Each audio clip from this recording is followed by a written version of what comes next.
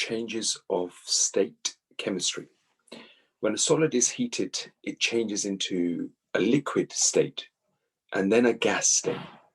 When a gas is cooled, it changes back into a liquid and then into a solid again. So this diagram below shows us using water as an example. So for example, you've got solid ice here. The particles, remember, are held very close together and they can also vibrate.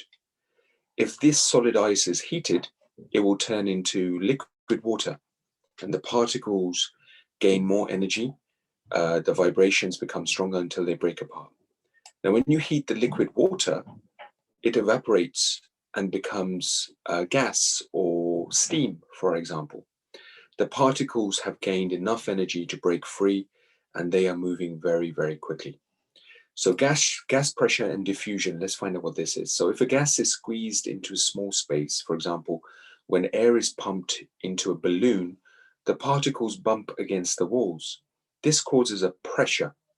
A gas will diffuse, in other words, spread out. So diffusion means gas spreading out until it fills up any area that is contained in. The gas particles diffuse until they are evenly spread out. Air particles move around quickly and bump against the inside of the balloon. So this is just an example image of when you're actually putting in air into a balloon and the air particles are bumping off each other because they've got that room to do so as well. All right. So have a read of this again and answer the following questions. And like usual, we'll go through all the questions and answers in our follow-up class. Good luck.